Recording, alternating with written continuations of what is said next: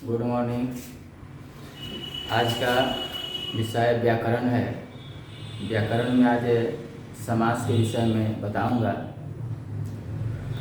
सबसे पहली बड़ी बात है कि कोविड-19 जो जिसका सत्र चल रहा है 2020 से 2021 में प्रवेश करेगा, ये ठीक नहीं है कि कब क्या होगा। लेकिन अभी जो 2020 चल रहा है उसमें कोविड-19 का प्रकोप ज़्यादा बढ़ गया है। इसको प्रकोप के कारण हमारा CBSE जो बोर्ड है या केंद्र सरकार ने एक नई शिक्षा नीति की पहल की है, जो अभी तो लागू नहीं हुआ है, लेकिन वो लागू हो जाएगा अगले 2021-22 से संभव है। फिर भी ये कोविड-19 के चलते इस सिलेबस में चेंजिंग हुआ है, तो उस चेंजिंग में ये संस्कृत में बहुत सारे परिवर्तन हुआ है, जिनके विषय में जानकारी आपको हो ही जाएगी। लेकिन उसी के हिसाब से मैं आज व्याकरण है ये जो समास पढ़ाने जा रहा हूँ, उस नई वो जो रिव्यू हुआ है उसके हिसाब से। तो पहले समास था, समास के चारों भेदों को पढ़ना था, लेकिन अब समास के 3 ही भेद पढ़ना है। उसमें से बहुव्रीहि को हटा दिया है और समास और द्वंद्व में इतरेतर के एक भेद को रखा है। यही है समास। समास पहले हम देखेंगे समास क्या है। समास, ये समास बना हुआ है सम, उपसर्ग, अस, धातु, घञ्, प्रत्यय बराबर समास। समास का अर्थ होता है संक्षिप्त रूप। संक्षिप्त रूप। समास का अर्थ वह संक्षिप्त रूप, यानी कोई बड़ा चीज है उसको छोटा कर देना ही समास कहलाता है। समास का इस तरह से परिभाषा है अनेक। इस तरह से समास का संस्कृत में परिभाषा है समसनम समासः, ये परिभाषा है। लेकिन इसको और विस्तार से थोड़ा सा जानेंगे तो और अच्छी तरह से समझ आएंगे। अनेक पदानां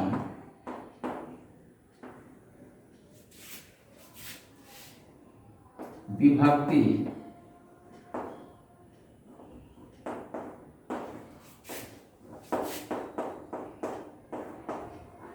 भूत्वा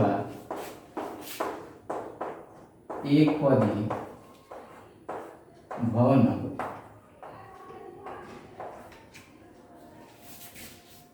समासः।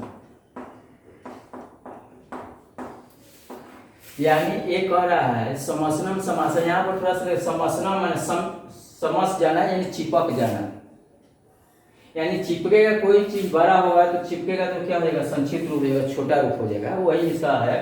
लेकिन फिर भी है तो कैसे चिपकेगा, कैसे सटेगा। जैसे आप साइकिल बनवाते हो तो साइकिल पंक्चर हो जाता है, ट्यूब पंक्चर हो जाता है, तो मिस्त्री क्या करता है, उसको पहले उसको घर्षण देता है और उसके बाद क्या करता है, उसको दूसरे चिप को उस पर सटाता है, तब जाकर सटता है, नहीं तो अन्यथा नहीं सट पाएगा।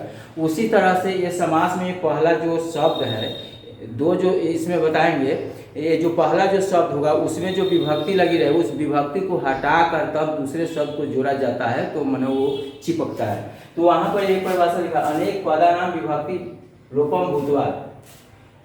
अनेक पदों का विभक्ति का लोप होकर एक पदी भवनम, एक पद हो जाना समास कहलाता है। 2 पद हो या 3 पद हो, वो सारे पदों के जिससे जिससे जोड़ते जाना है उसके पद को विभक्ति को लेस करते हुए, यानी लोप करते हुए उसको जोड़ते हुए जाना है। तो अनेक पदों का विभक्ति लोपम भूत्वा एक पदी भवनम समास होता है।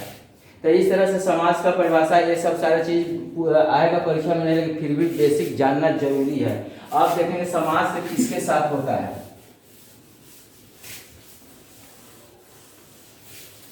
समास पदों के साथ होता है। पद का ये जानेंगे, ये विग्रह करने के लिए मैं 2 नंबर, ये 4 नंबर का जो समास होगा 2 नंबर के लिए अभी बता रहा हूँ, इसका कोई नियम नहीं है। ये समझ आओगे 2 नंबर बन जाएगा, लेकिन 2 नंबर के लिए नियम को पढ़ना पड़ेगा। तो ये पद होता है, ये ध्यान से देखेंगे। पद समास में पद का विधान होता है, यानी शब्द का प्रयोग होता है। ये संधि में वर्ण का प्रयोग होता है, कारक में वाक्य का प्रयोग होता है, लेकिन ये समास में शब्द का प्रयोग होता है, शब्द पर विचार किया जाता है। ये पद दो भाग पद है, पद दो पद होते हैं, एक पूर्व पद होता है, एक क्या होता है, एक पूर्व पद और दूसरा होता है उत्तर पद, उत्तर पद। ये जब एक पद है दो भागों में बटेगा तो पहला पद कहलाएगा पूर्व पद, पहला पद यानी पूर्व पद, दूसरा पद उत्तर पद। जब ऐसी स्थिति हो जाए तो इसको हम कहते हैं विग्रह वाक्य। क्या कहेंगे? विग्रह वाक्य। ये दो तरह के जो क्वेश्चन आएंगे उसमें से इसको जानना है, 2 नंबर का आपका इसी से बनेगा। बाकी 2 नंबर को आपको उसका नियम सूत्र कानून नियम पढ़ना पड़ेगा। तो पद को दो भागों में बांटेंगे, पूर्व पद और उत्तर पद। ये जब दो स्थिति में हो गई तो ये विग्रह वाक्य कहलाएगा, विग्रह वाक्य। जब एक विग्रह वाक्य यानी दो पद एक पद हो जाएगा, ये दो पद पूर्व पद और उत्तर पद क्या हो जाएगा? एक हो जाएगा, तो ये समस्त पद कहलाएगा। क्या कहलाएगा?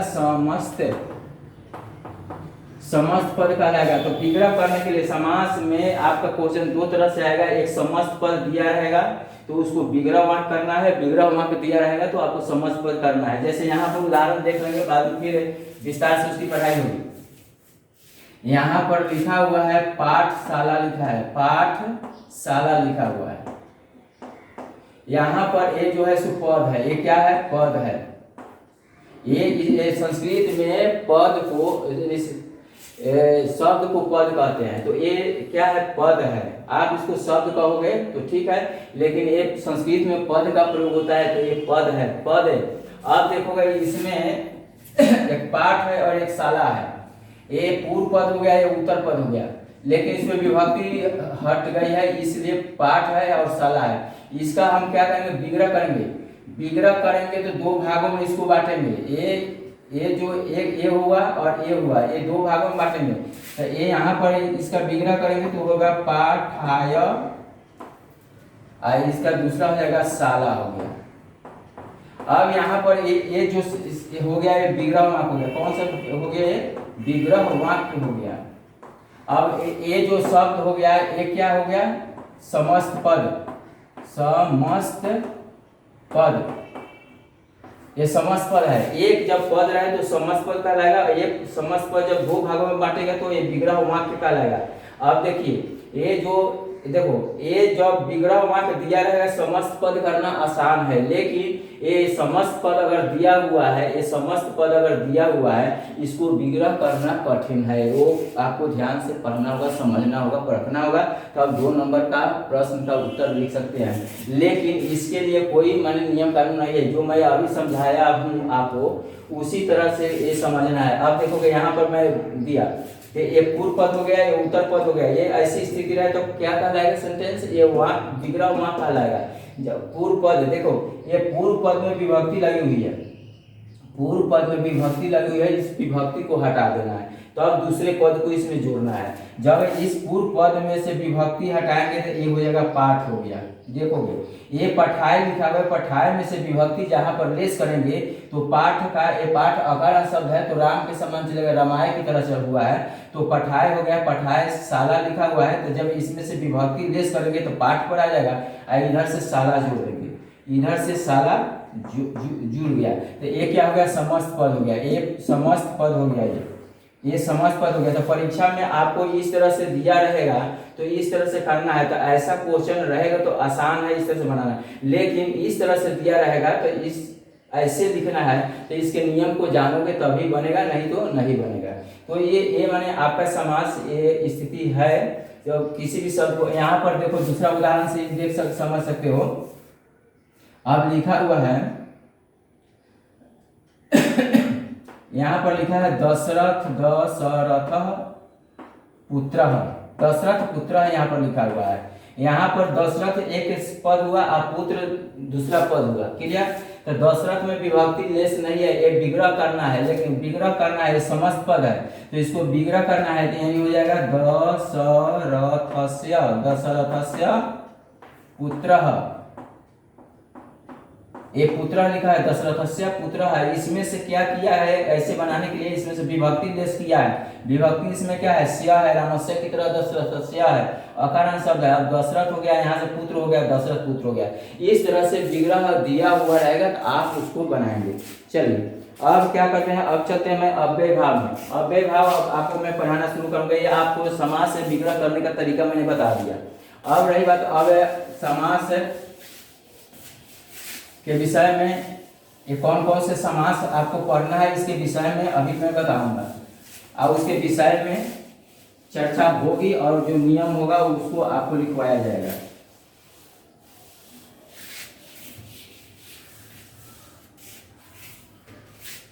अब देखिए ये लिखा हुआ है अव्यय भाव समास, मैं एक नंबर में ले चला हूं। अव्यय भाव समास, अव्यय भाव समास।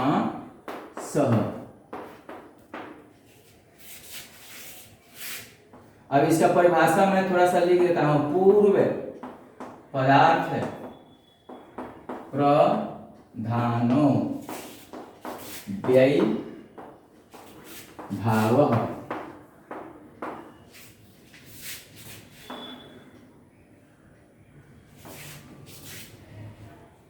अब थोड़ा सा इस पर चर्चा करेंगे। पूर्व पदार्थ यानी पूर्व पद के अर्थ की प्रधानता हो, यानी पूर्व पद पहले अर्थ। देखो ये थोड़ा सा लंबा शब्द दिख रहा है, लेकिन घबराने की बात नहीं। यहाँ लिखा है पूर्व पद अर्थ, इसको तोड़ते जाएगा। पद जो अर्थ वाला पदार्थ लिखा हुआ है, यानी पूर्व पद के अर्थ की प्रधानता हो वह अव्यय भाव समास कहलाता है। यानी जिस समास में पूर्व पद के अर्थ की प्रधानता हो वह अव्यय समास कहलाता है। इसका हिंदी में थोड़ा सा लिख लेंगे, ये तब तो समझ में बात आएगी। कॉपी बनाएंगे, कॉपी में थोड़ा सा लिखेंगे इसकी परिभाषा। तो संस्कृत में मैंने लिख दिया, अभी हिंदी में थोड़ा सा लिख लेंगे। जिस समास में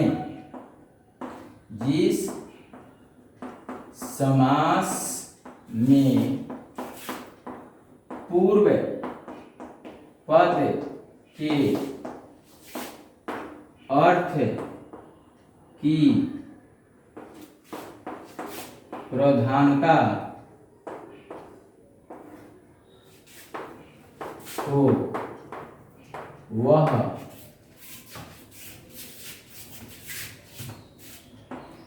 अव्यय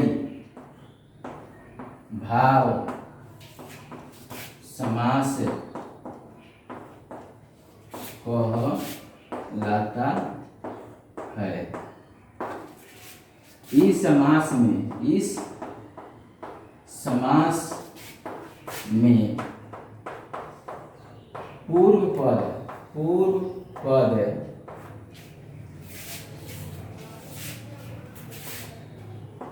अव्यय, इसको ब्रैकेट में उपसर्ग लिख देता हूं, उपसर्ग रहता है एवं उत्तर पद संज्ञा या विशेषण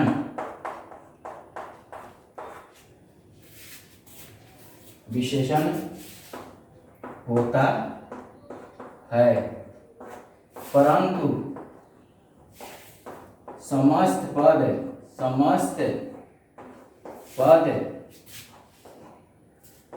नपुंसक लिंग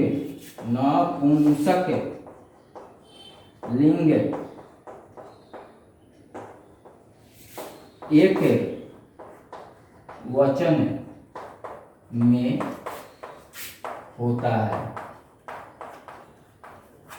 एक ध्यान रखेंगे, अव्यय भाव समास में है जिस समास में पूर्व पद के अर्थ की प्रधानता हो, यानी पूर्व पद के अर्थ की प्रधानता हो वह अव्यय भाव समास कहलाता है।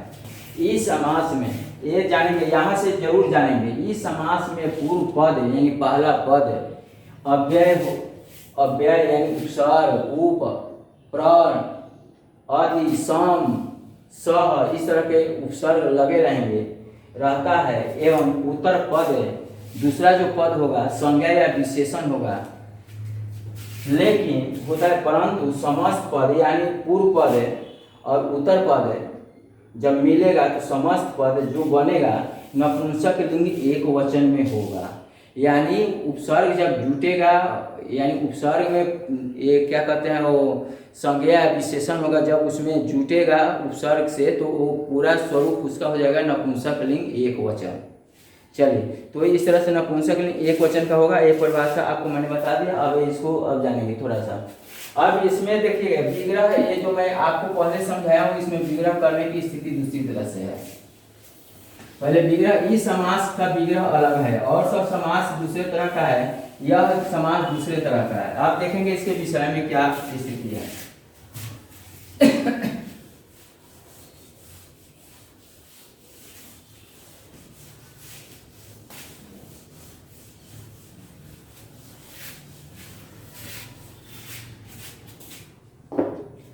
देखेंगे यहाँ पर इसका एक उदाहरण पहले मैं बताता हूँ, उसके बाद से फिर मैं आपको लिखाऊंगा। ये लिखा हुआ है, यहाँ पर लिखा है उप वृक्षम लिखा हुआ है, वृक्षम, ये उप वृक्षम है। ये देखिए अव्ययभाव समास में क्या होता है कि इसमें भी दो पद होता है, पूर्व पद और उत्तर पद। क्या होता है? पूर्व पद और दूसरा क्या है? उत्तर पद। देखिए पूर्व पद और उत्तर पद दो समास तो सम में होता है, पूर्व पद, उत्तर पद, अन्य पद इस तरह के होते हैं। तो इसमें पूर्व पद और उत्तर पद है। अब यहाँ पर पूर्व पद जो उत्तर पद है, यहाँ पर देखिए मैं ये शब्द जो है लिखेंगे, यहाँ पर उप लिखा हुआ है, यहाँ पर वृक्षम लिखा हुआ है। तो यहाँ पर ये अगर यहीं पर विग्रह नहीं किया हुआ है, समस्त पद है, तो यहाँ पर मान लीजिए कि यहाँ पर उप लिखा हुआ है, यहाँ पर अलग कर देते हैं वृक्षम लिखा हुआ है, ये वृक्षम लिखा हुआ है। तो यहाँ उप हो गया तो कौन सा पद कहलाएगा? पूर्व पद कहलाएगा। यहाँ पर बाद में है वृक्षम है तो कौन सा पद कहलाएगा? उत्तर पद कहलाएगा। क्लियर? तो ये स्थिति यहाँ पर हो गई। यहाँ पर देखिए ये उप जो है सो अव्यय है, उपसर्ग है। इसका पहचान, इस समास का यही पहचान है कि पहला जो पद होगा उपसर्ग होगा या अव्यय होगा, तो इस तरह से उसकी पहचान है। बाकी किसी समास में इस तरह का आता नहीं है, लेकिन इसका विग्रह दूसरे तरह से होता है। देखिए यहाँ पर जो पूर्व पद उप है और उत्तर पद वृक्ष है, देखिएगा ये क्या होगा, एक जो वृक्ष है उसको हम आगे लाएंगे, आगे वाले को पीछे ले जाएंगे। यानी पूर्व पद में, यानी समस्त पद जो दिया हुआ है, इसमें जो पूर्व पद है उसको विग्रह करने की स्थिति में हम पीछे ले जाएंगे, और पीछे वाला जो वृक्ष यहाँ पर दिया हुआ है, वृक्षम दिया हुआ है, उसको विग्रह करने की स्थिति में हम आगे लाएंगे। तो आगे लाएंगे तो वो कौन सा विभक्ति में लाएंगे वो मैं आपको मैंने डिटेल से जब पढ़ाऊंगा, अभी पढ़ाऊंगा, इस उदाहरण के बाद पढ़ाऊंगा, तो मैंने पता चल जाएगा कि मैंने क्या करना है। तो यहाँ पर वृक्षम है, वृक्षम में से विभक्ति लेस कीजिएगा तो वृक्ष हो गया। वृक्ष आकारांत शब्द है तो उसको हम षष्ठी विभक्ति लगाएंगे तो वृक्षस्य हो जाएगा। यहाँ पर ये हो जाएगा वृक्षस्य, वृक्षस्य हो गया, ये वृक्षस्य हो गया। ये पीछे का, ये जो यहाँ पर पीछे दिखाई दे रहा है उसमें से विभक्ति हटा दीजिए, और विभक्ति हटा देंगे तो अकारण शब्द हो गया।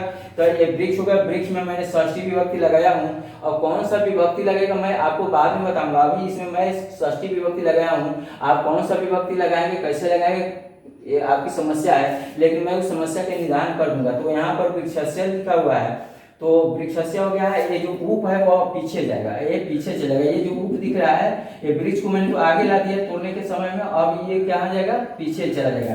तो वृक्षस्य ये समीपम में बदल जाएगा, ये समीपम में बदल गया। तो यहाँ पर ये जो जहां भी आप उप देखेंगे उसको समीप में कन्वर्ट करेंगे। ये जहां भी किसी भी शब्द समास में अगर पहला पद उप आ गया तो उप को आप समीप में ले जाएंगे, और जो दूसरा पद पीछे में है उसमें षष्ठी विभक्ति लाकर आप बनाएंगे तो आपको दिक्कत नहीं होगी। ये हो गया वृक्षस्य समीपम। तो ये इस समास में, अव्यय समास में, अव्ययभाव समास में पहला पद अव्यय रहेगा तो उस अव्यय को पीछे ले जाएंगे और पीछे वाले को आगे ले जाएंगे, यही करना है। जैसे इसके पहले मैं वो बताया था, पाठशाला बताया था, पाठशाला बताया था। यहाँ पर ये तत्पुरुष समास का उदाहरण है, ये भी आपको पढ़ना है लेकिन अभी पढ़ा नहीं रहा हूँ। ये पाठशाला लिखा हुआ है, ये पूर्व पद है, ये उत्तर पद है।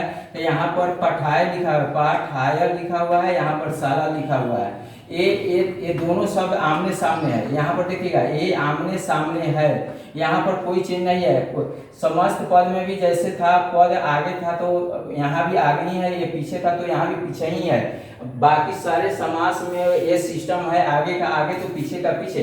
लेकिन अव्यय भाव समास एक ऐसा समास है जो आगे का पीछे, पीछे का आगे आ जाता है, रूप चेंज कर लेता है और स्थान भी बदल लेता है, चेहरा भी बदल दिया और स्थान भी बदल दिया। तो इस तरह से ये अव्यय भाव समास में ऐसी स्थिति आएगी तो ये उप से ही पता चलेगा कि अव्यय भाव समास है। तो चलिए मैं डिटेल से अब अव्यय भाव समास के विषय में अब पढ़ाता हूँ। इसमें 6 नियम है, 6 नियम आप पढ़ लेंगे आसानी से, आपको ये नंबर आ जाएगा, कोई दिक्कत नहीं है। सबसे आसान अव्यय भाव समास, यानी आपको सब आसान ही है।